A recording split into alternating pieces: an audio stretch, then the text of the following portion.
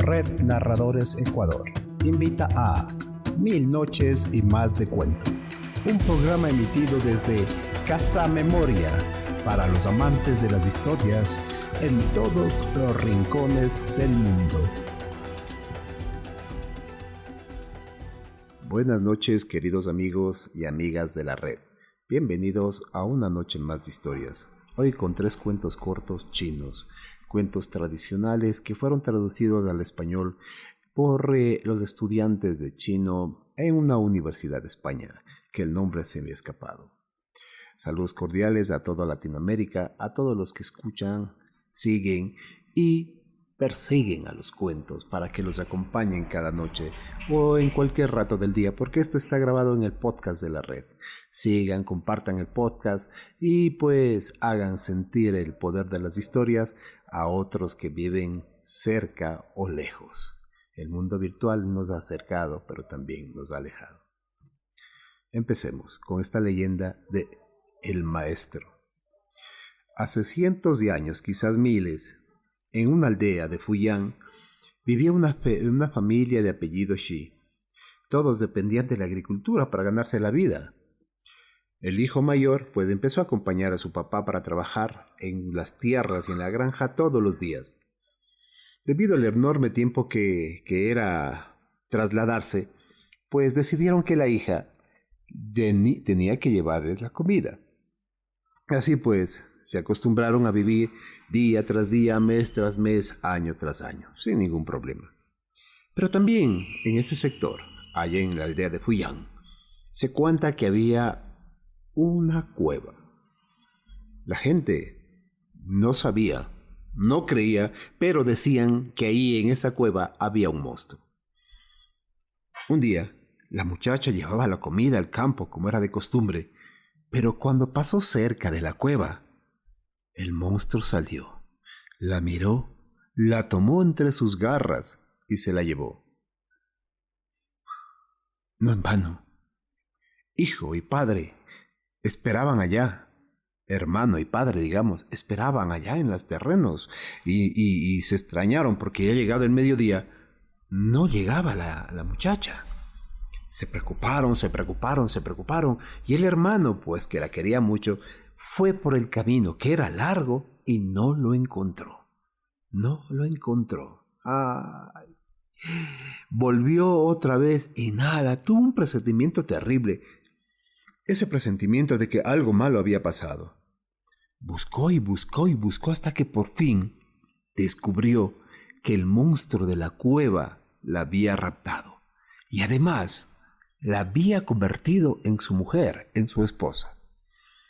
Sin saber qué hacer, el joven se puso muy enojado y quiso vengar el honor de su hermana, quiso recuperar a su hermana. Pero ¿qué podía hacer él?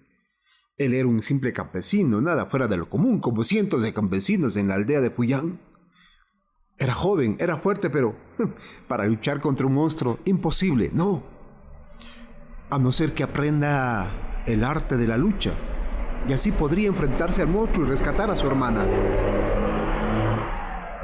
Le dijeron que cerca del muelle, a la orilla del mar, había una puerta de piedra, y que si era capaz de traspasar esa piedra, iría hasta la montaña Lu, donde los jóvenes luchadores se preparaban. Pues el joven logró atravesar la puerta. Sí, le costó mucho trabajo. Y cuando llegó a la montaña Lu, entrenó 10 años. Y una vez que ya había aprendido todos los secretos y las artes de la lucha, se marchó. Se marchó a vengar a su hermana, a enfrentarse al monstruo. Tenía que salvarla, tenía que sacarla. El combate era inevitable. Era muy fuerte. Lucharon, pero no lucharon como ustedes imaginan, a golpes, a patadas, a puñetes, no. El monstruo se convirtió en un cuervo negro y el muchacho en un cuervo rojo. Y ahí se lanzaron. Se picoteaban, se rasgaban, se hacían mucho daño, pero ninguno ganaba. Iba por el camino 2 vendedores, y vieron esta extraña escena. Dos cuervos que se picoteaban constantemente y no paraban de pelear, no se podían separar. Se pusieron a pensar, a analizar, a filosofar. ¿Cuál de los dos iba a ganar? ¿Cuál era el bien? ¿Cuál era el mal? ¿Cuál representaba la causa justa y cuál la injusta? Dijeron, es el rojo, porque el rojo es la sangre, la pasión, es la humanidad. Dejaron sus cosas y ayudaron al cuervo rojo a vencer al cuervo negro. Y por fin, pues, derrotaron al monstruo. Y al morir, el cuervo negro recuperó la forma original de un monstruo terrible. Luego, el muchacho, seguido de esta gente, se metieron en la cueva y en lo profundo encontraron a la muchacha, a la hermana. Ya estaba vieja, anciana, casi no podía ver. En 10 años, la oscuridad le había acabado. Cuando apenas tocó el sol, murió inmediatamente. El muchacho se puso muy triste. Todo su esfuerzo aparentemente era en vano. Pero dijo no, que esto sea un ejemplo. A partir de hoy juro utilizar todas las habilidades aprendidas en el Monte Lu para evitar que lo que pasó su hermana le pase a otras muchachas. Y la gente lo empezó a querer mucho, mucho, y se empezaron a contar historias. Y además, en la montaña Lu el muchacho había aprendido el taoísmo. Además de ayudar y de defender a las muchachas, enseñaba a la gente a enfrentar las vicisitudes de la vida con tranquilidad.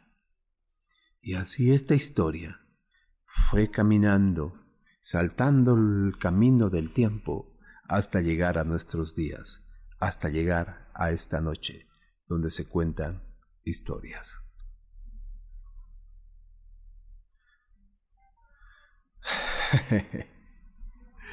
Ay, no, cómo es la vida. Acordándome de... Me encantan muchos cuentos, me emociona, recuerdo yo el cuento del viejo.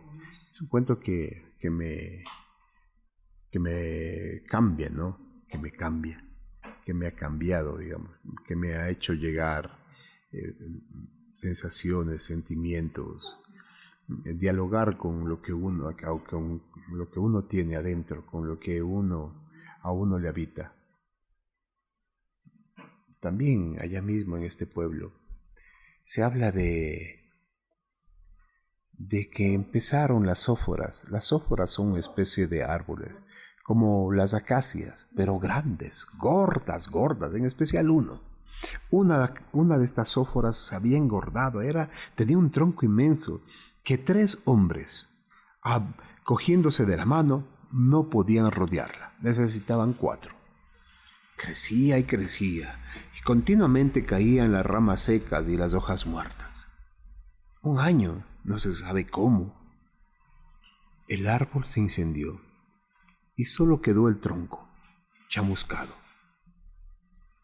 La gente, pues, para evitar más accidentes o nuevos incendios, empezó a limpiarla y a cortarla. Pero, al primer hachazo, el tronco de la zófora se puso a sangrar. Todos que quedaron en silencio, sorprendidos, no sabían qué hacer, no se atrevieron a dar un segundo hachazo. Y en la noche, en medio de la total oscuridad, alguien dijo que un viejito había llegado al pueblo. Se asomaron por cuidado a las ventanas, y ahí estaba el viejito, dando vueltas y vueltas y vueltas y vueltas al tronco de la zófora. Tantas vueltas dio que los hombres se quedaron dormidos, y al día siguiente, al levantarse, ya no había el tronco, ya no había el viejito. Y el cuento, pues aún se sigue contando día tras día, porque un misterio siempre se recuerda y queda en la memoria. Y bueno, ¿qué más les puedo contar?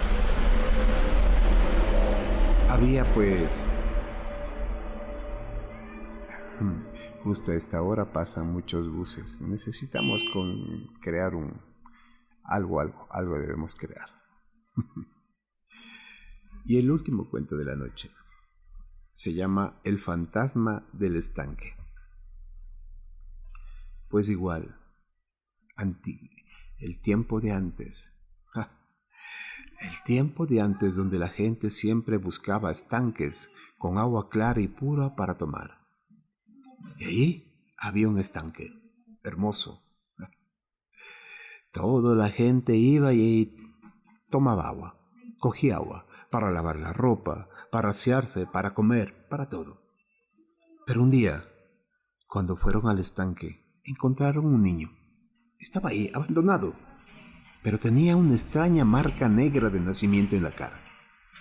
No lloraba, la gente ni siquiera le regresaba a ver. Una anciana que pasó por ahí vio a este niño y lo adoptó como suyo. Lo llevó a su casa. Y así empezaron a pasar los días como pasan hoy, como pasarán mañana. Lentos unos días, lentos y rápidos otros y a veces eternos. Y el niño iba creciendo. Igual la marca iba invadiendo todo su rostro. Se hacía grande.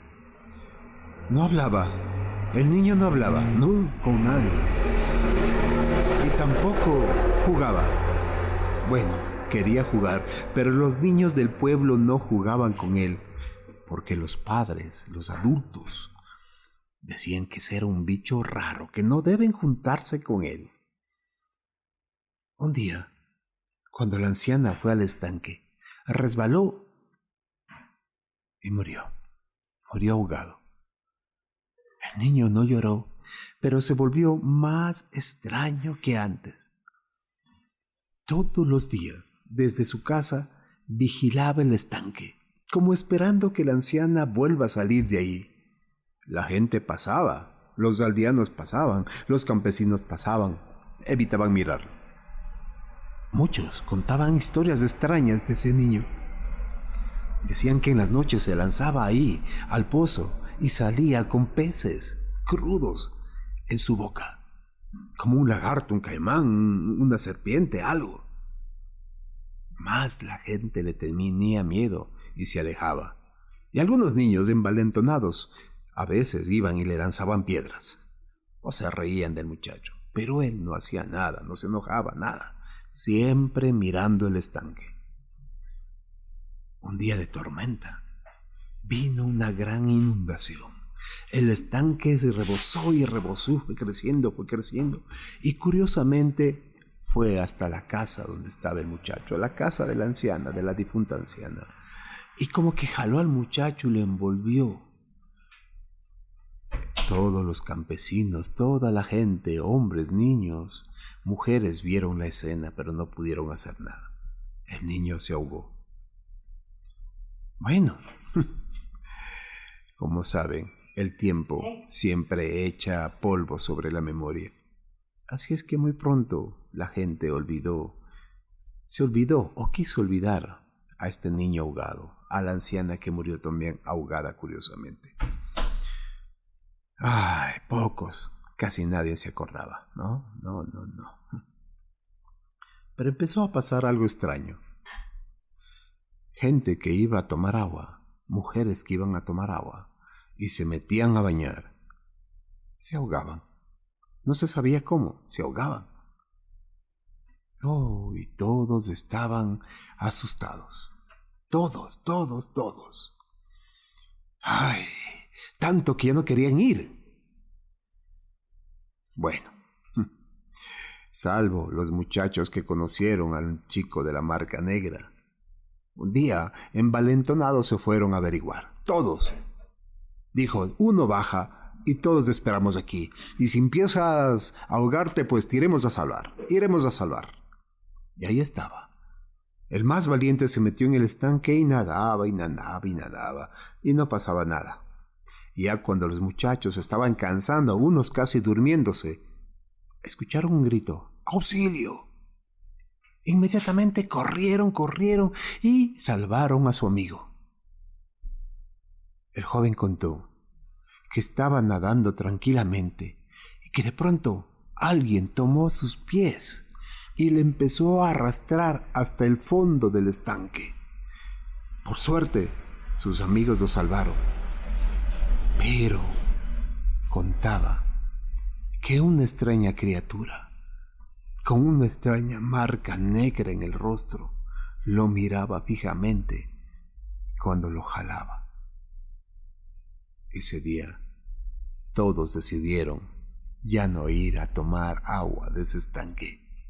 Y hasta el día de hoy, nadie va a ese estanque a tomar agua, porque dicen que un fantasma vive en sus profundidades.